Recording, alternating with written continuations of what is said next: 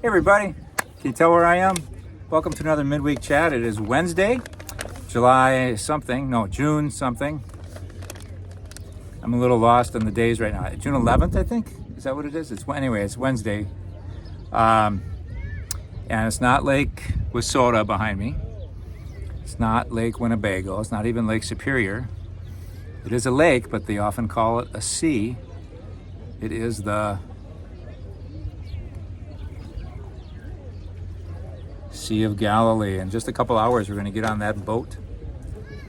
Where'd it go? We're going to get on that boat right there, and we'll take about a 45-minute cruise on it. So I'm here with a group of 13 others. There's 14 of us on a Holy Land pilgrimage, which began last Saturday when we pulled out of the parking lot at St. James. Took a flight Minneapolis, Chicago, Frankfurt, Amman, and we had 2 beautiful days in Amman. I'll talk about this a little bit later, what we did in those days. And then yesterday we crossed the border into Israel and it's been a boom, boom, boom, boom, boom. This is our first kind of like, hey, you get 2 hours free. You can just take a nap or sit on the shore of the Sea of Galilee, go swimming. I'm going to go swimming after I record this. The first time I came to the Holy Land, I was on the shore of the Sea of Galilee. I was surprised that it was kind of like Wisconsin Dells. Not quite like Wisconsin Dells, kind of like Minocqua maybe, or a Hayward. Kind of a northern, like, let's go up north, let's go to the Sea of Galilee. So for Israelis, they're mostly Jewish, right? They're not Christian, so it's not like the places where Jesus walked are that sacred to them. But it's a beautiful lake, and so we're staying at a Jewish kibbutz right here called Nov Kinnessar, and Christian pilgrims do stay here often. Not so many right now, but a lot of Jewish people, when they take their vacations, they'll come up here. And because it's a beautiful lake, they can go boating, water skiing, all those kind of things happen here on the shore of the Sea of Galilee. They call it the Kinneret. They don't call it the Sea of Galilee. Kinneret is a Hebrew word. It means harp, because the Sea of Galilee is kind of shaped like that, roughly speaking, kind of like that. And it looks sort of like a harp that you'd play.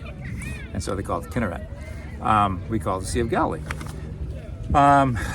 So anyway, here we are. I have some parish news. I can talk a little bit more about the pilgrimage after I cover that, because I don't want to, I know people are working hard back at work.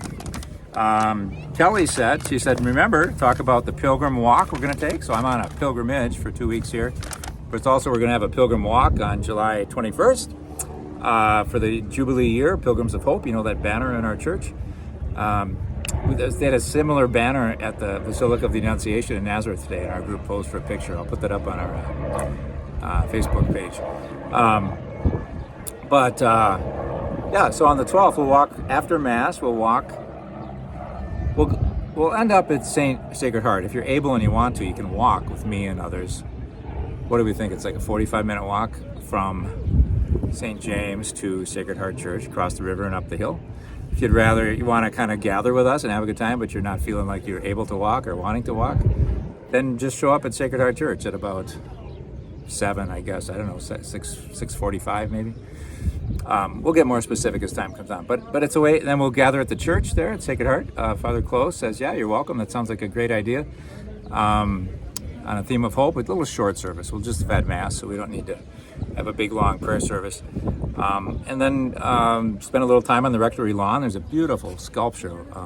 My favorite sculpture in Eau Claire is ours, the Last Supper, on the lawn in front of the parish center. My second favorite is probably the one in Newman, the Resurrection. It's called the Resurrection of Jesus. And Jesus is emerging from almost like a butterfly emerges from a cocoon. It's a lovely sculpture right in front of the Ecumenical Religious Center there, of course, from Zorin Arena. Zorin Arena still exists. I think they didn't tear it down, but they have a new gym elsewhere. And then this third one is much older than those first two. It's a Sacred Heart of Jesus in the rectory lawn at Sacred Heart Parish. And Jesus is just there, and his fingers are worn away from erosion from the weather, but he's facing toward downtown on the hill, and he's like extending, like blessing it, and his Sacred Heart is exposed. Beautiful sculpture. So we'll gather there, maybe have some ice cream, something like that. So that's July 12th, the Saturday night. The previous Sunday will be St. James Day at for the Eau Claire Express. The tickets are $25, but you get one from us just for $20. Little break, kind of like our feast before the fast. You know, you pay a little bit to go, but not as much as you'd have to. So we support that as a parish, gathering as community. And it's one of those deals where you get the hot dogs and hamburgers and soft drinks for free. Once you really for free. Once you pay the $20, then you can just have all that stuff with the little bracelet that you get. I think if you pay more, you can have beer, but you know, we're not exactly going to pay for that. So we got some vacationers behind us. Just, you know. Anyway, it's a beautiful lake, and I'm going to go swimming after this myself. July 21st is Vacation Bible School. I forget what it's called, but it's on the theme of camping. It's like maybe up north or something like that.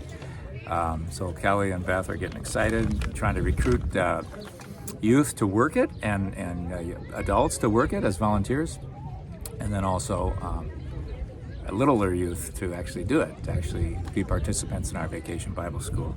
That starts July 21st. You can sign up through the parish website or call the parish and find out more. So here I am, Sea of Galilee.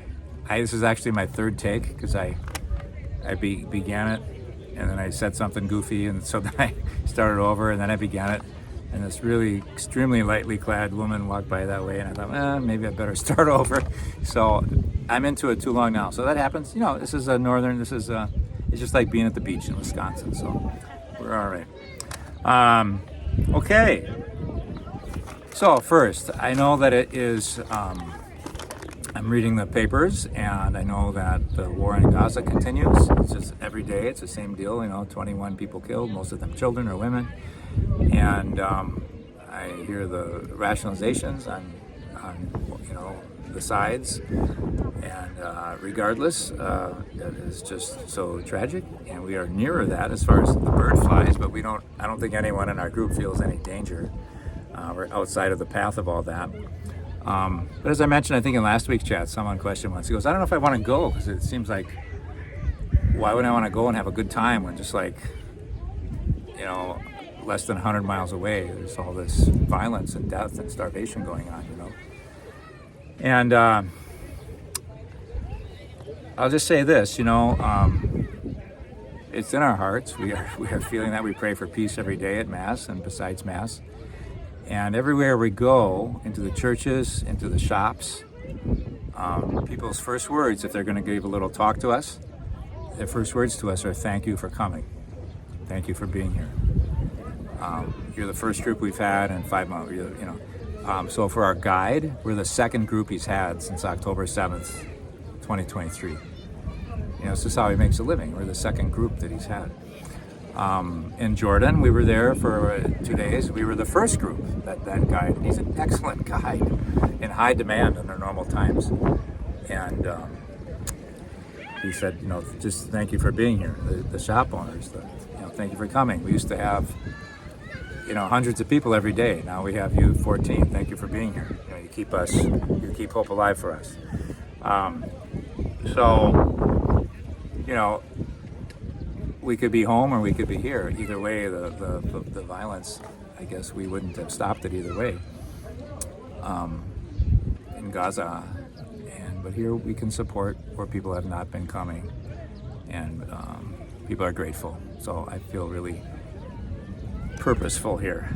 Like things are, what we're doing is meaningful. It's meaningful to us spiritually because we're praying. We're at the Jordan River thinking about baptism. We're at the Sea of Galilee thinking about our call to follow, and Jesus' miracles.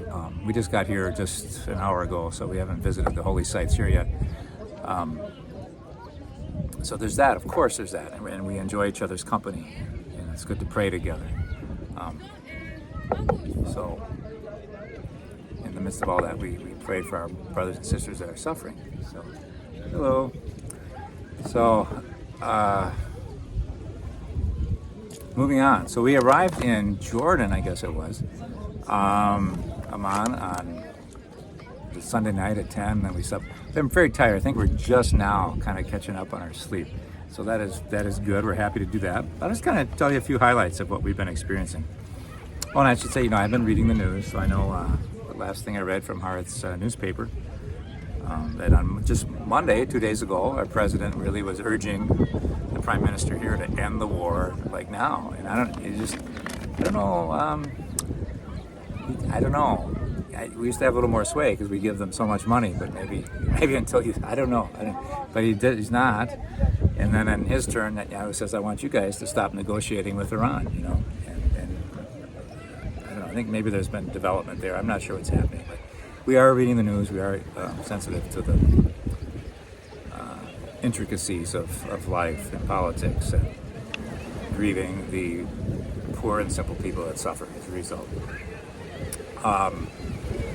Okay, so let me share some things about pilgrimage. We had a beautiful quote. One of our pilgrims, I said, what is it to see like this far shore there? That's what Jesus saw. Did he stand right where I'm standing? I don't know. The church where it says he multiplied the loaves, is that exactly where he did it? I don't know. But some places are more firmly attested than others, like the Calvary Hill and the Tomb of Christ that we'll see next week. It's very well attested as authentic places. But you just look across the way there at the shore, and that's the same retinal image. That's what he saw. So, and I asked one of the pilgrims that's with us. I said, why does that touch us to be here? And she said, well, when you see what he saw, you can see how he saw. When you see what he saw, you can see like he saw. Something like that, I think, is the way she put it. So that was really beautiful. So a couple places we started. So the first really holy site we saw was in Jordan. It's called Mukaber. It's a barren hill.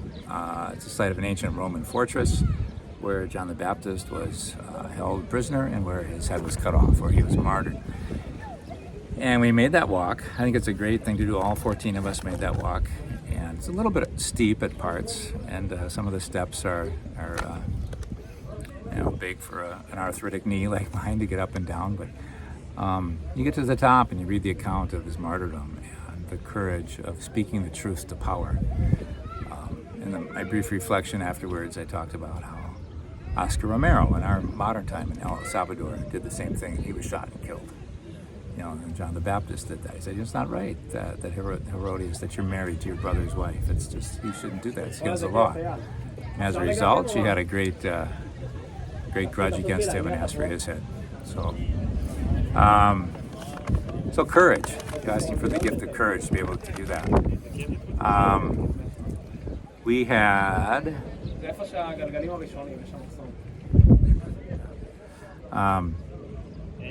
the other big mountain in Jordan is called Mount Nebo.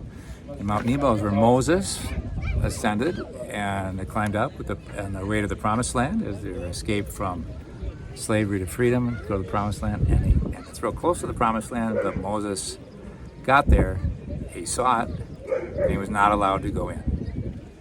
And scripturally, they say it's because when he was looking to get water from the rock, the Lord said, just strike the rock with your stick, and water will come. And he did that, and water didn't come right away, so he struck it twice.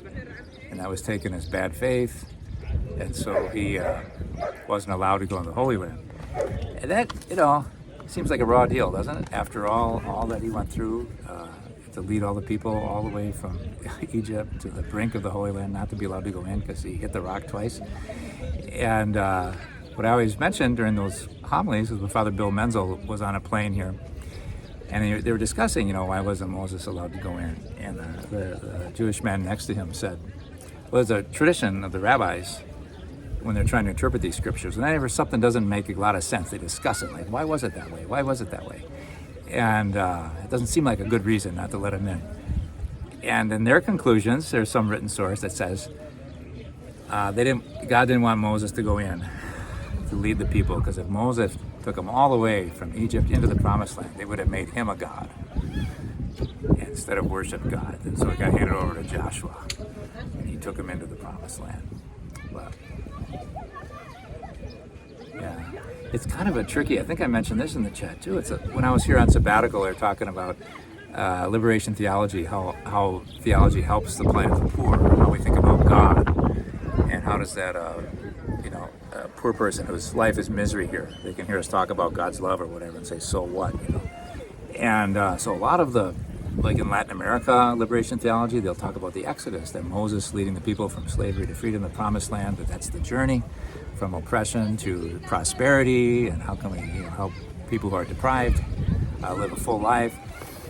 And the Palestinian priest who was talking to us said, he never mentioned anything about the Exodus. So I raised my hand and I said, well, why, he said it's liberation theology for Palestinians, why don't you talk about the Exodus, like in Latin American theology? And he said, well, the analogy doesn't work here because it's the Jewish leader going into this promised land and wiping out all the Canaanites, and that's what some of the Israelis seem to want to do, is they in the name of God, like they can go in and just wipe out all the Palestinians or get them to move or to emigrate because they want the whole thing. And so it's a hard analogy for Palestinian people to swallow. So he said we focus more on the prophets, the social justice prophets about lifeguards. Speaking up, challenging challenging the powerful in the way they treat the poor and the vulnerable. So it's all over the prophets, right? Richard Rohr's new book's all about the prophets. I forget what the title of it is, but Jackie Miller is reading it and she said it's great. So can't remember what it's called. She thought maybe that'd be a good book club book, and maybe we'll do it in the future. But our next book club is going to meet in August, and it's called Lion of the Church, Pope Leo, Lion of the Church. So I would read something just about his life and his background that would help us appreciate him more. It's another bit of Parish news. Anyway, so little helicopter going over. We just saw a boat, right, just not so far from here. I guess down shore, maybe about a quarter mile. When the water was really low, someone saw these nails sticking up, and they kind of brushed them aside a little bit, and it was like an old boat. And they quick called the archaeologists and the diggers and the scientists to come in. And basically, it was a first century fishing boat. And they had this little 5-minute video on how they rescued it and brought it to inside this museum. And you get to see the very boat. It was like 1997 or something. It was very. I think it was when I was still in Alaska, so probably 94, 95, something like that. And anyway, the boat's right there. Sometimes they call it the Jesus boat. The museum calls it the ancient boat. But you can see this boat, and it's a fishing boat at the same time as Jesus, and it's just incredible. You're standing next to it, and it's like, wow. It's not necessarily he sat in that boat, but all these stories we hear about the storm on the sea, and calling the fishermen, they're washing their nets next to their boats. It's a boat just like that, and you see how big it is. It's not that big, and you can imagine, I don't know how many people look like it would hold very well with all the fish, maybe 8. But it's a lot, just amazing stuff. But where was it talking about? Mount Nebo. They didn't want to make him God, so he wasn't allowed to go into the Holy Land. So that's pretty interesting stuff. We went to the baptism site in Jordan where Jesus was baptized. You can ask Ellen how her experience of renewing her baptismal promises was. She slipped. It was my fault. I sort of figured if they stepped on a step, they would hit the mud and go flying. So she did, and thanks God, as our guide would say. We used to say thanks be to God, but he always said thanks God. She had a soft landing in the water, but most of us were sprinkled or walked into it up to our calves, and she had full immersion. So she'll be grateful for all the sprinkling rights I got. I can't believe how windy it is. Hope you can hear me okay. I am pretty sheltered here, but even so. And the baptism, I'm the only priest on this trip, so people don't get a lot of variety, which is kind of too bad. We almost got Father Al to come with us, and then he had just a health problem at the last minute, thought he wouldn't do well. So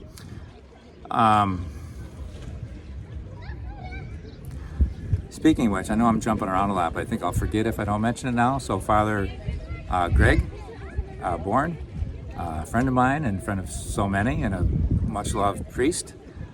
He's now a pastor at St. Mary's Altoona and St. Raymond's, what's it called? Brackett, Augusta, Fall Creek. He's released a video and he announced to his parish that he has cancer now for the second time in his tongue. And about 10 years ago, he had much of his tongue removed. And it was a big deal. And he generally carries around a water bottle because his tongue doesn't work as well as it did before.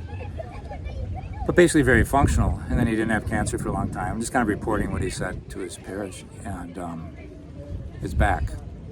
And now on the 16th, so maybe mark your calendars and say a prayer for him on that day, or pray now. And he'll take like half of his tongue off. And it sounds like he'll adjust to that. He'll continue to be able to talk. He might kind of need therapy to learn how to talk with not his whole tongue. And then apparently he has the type of cancer where if you get it young, like he did, that it tends to recur. And it was 10 years, so if it what he's been told is if it recurs again, then they would have to maybe remove the whole tongue, and that's just something dreadful to think about. But he's got a beautiful attitude, accepting attitude. He had a wonderful video out that he sent to his parishioners, where he just talks about having cancer and how the struggles of it, and how he's ministered to people with cancer, and what's hard for him having cancer. Just a very genuine, no BS kind of guy, and so we think of him and pray for him. His surgery is going to be June 16th, as I mentioned, so I wanted to say that to you. Our last site that we visited in Jordan was the baptism site of Jesus. It's wonderful. It's they have one on the Israeli side, but the scriptural says, I guess in the Gospel of John, that John the Baptist was baptizing in Bethany beyond the Jordan. So from the perspective of Jerusalem, the current day country of Jordan is beyond the Jordan River. And there's symbol reason to believe that, besides that scriptural account, that when he's baptizing, he's trying to give them a new beginning. They're repenting, they're reorienting their lives to God. And so just as Joshua led the people over after Moses died on Mount Nebo, Joshua led them across the Jordan into the promised land. So leaving from slavery to freedom to promised land, that with John baptizing, they would repent of an old way and start a new way, and they would follow Joshua's and ancient Israel's footsteps and cross the Jordan back when they're on their way home. So it's very symbolic. But anyway, so we're on the Jordan side, and we had a beautiful mass in view of the water right there. And the night before, I had a beautiful night sitting by the pool at this hotel in Amman, and I had some orange juice and a couple glasses of water. I'm trying to, hydrate, and they were very kind. They kept bringing me water, and I was just trying to reflect right about the events. I was thinking about preaching the baptism the next day, and this song was on, Habibi, Habibi. I hope it doesn't sound like I'm making fun of it. I really enjoyed it, actually. And but she kept saying Habibi, Habibi, and I think of that as like a friend.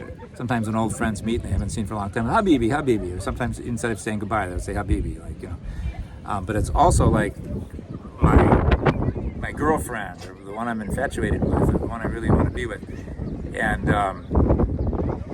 so I asked the waiter when he came over, I said, is this Habibi? I mean, it's girlfriend or what? And he said, yeah, it's a very popular song. It's he's listening to the words. He goes, as I look up at the sky, I look to the stars, and I ask the stars, when will my Habibi come to me? When will I have a Habibi? When will my Habibi come to me? I miss my Habibi so much.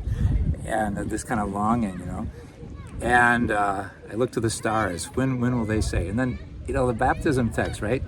the heavens above, they open, and a voice from heaven says, "You are my beloved Son, with whom I'm well pleased." Pope Benedict, of all people, a very bookish man. When he became Pope, he moved 20,000 books into his new residence. Can you imagine? 20,000, your personal library. And one of his first encyclicals wasn't very bookish. It was about erotic love, about this longing. It says, as much as God has like agape and is willing to give his life for us, and unconditional love, philosophical sort of love, Pope Benedict said his love is also erotic, like two lovers. He longs to be with us. He pines to be with us. A little bit like Mother Teresa had on the wall of her chapels, I thirst. Jesus said, I thirst on the cross. On one level, he thirsty, but on a deeper level, he thirsts for us. He wants us to respond to his love. He wants us to love him as much as he loves us, to come alive with that love. So I was just thinking of that in terms of the baptism. He said that God, the voice from heaven, like the stars say, "You are my beloved, you are my beloved." And that's for us to claim as well. We're not the Savior like Jesus is, but we are beloved children like Jesus is.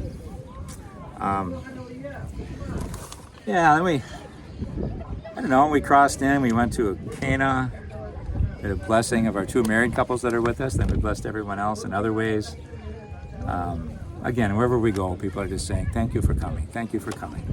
You're the first people that have been here in so long. We had a wonderful stay at the Sisters of Nazareth last night. They gave us a little tour. Under their convent was like the ruins of a first century home in Nazareth. No claims, like for sure we know this is the home of the Holy Family, but it's not a large city, Chances are better than winning our $3,000 lottery prize at Summerfest, which you can get a chance at if you want to come and buy a ticket at the office.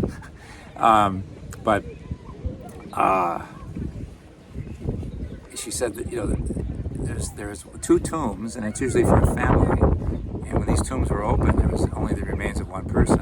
And so she theorized that could be Joseph, planning that his tomb would be with his wife, but Mary was assumed into heaven, so just Joseph's remained, I don't know, but she said this is a holy place. This is a holy place. And when you're sleeping here at night, when you're here at night, we hope that this holiness, you feel it. It brings a peace to your heart. So I think our group did. So we're 2 nights at this place. What else can I tell you? I got some freebies. So we went to we get the olive oil from the L'Arche community. There's also you ever see a catalog for Serve International? It's fair trade, the international goods that people pay a fair wage for and receive. So one of the places is called St. Anna of Galilee. And it's not L'Arche, it's not where we sell our olive oil at Christmas and in the summer, but they do market olive oil, and it's a cooperative between, all we hear about is the fighting, right, between Palestinian and Israeli, and Arab and Jewish.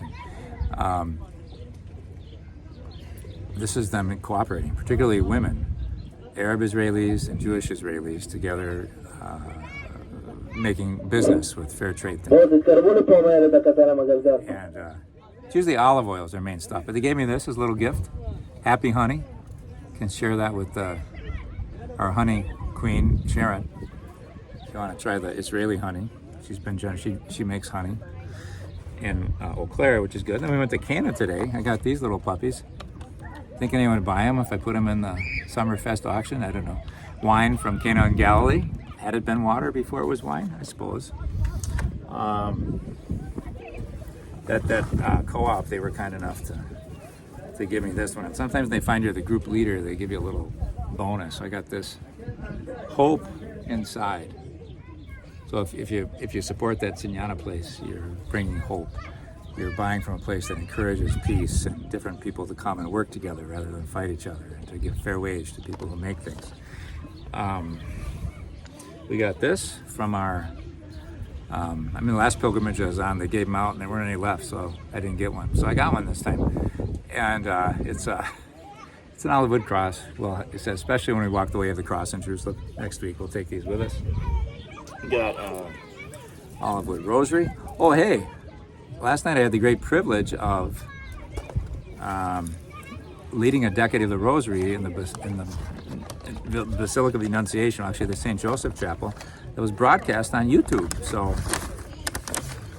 that's pretty cool. Because I watched that channel, Christian Media Center, so I knew they were having Rosary that night. And anyway, I got there and they said, "Where are you from? Do you mind leading a decade?" I'm like, "Oh, okay." I say I'm over 30 minutes already. I'm excited to be here. I'm grieving the war that's not so far away, and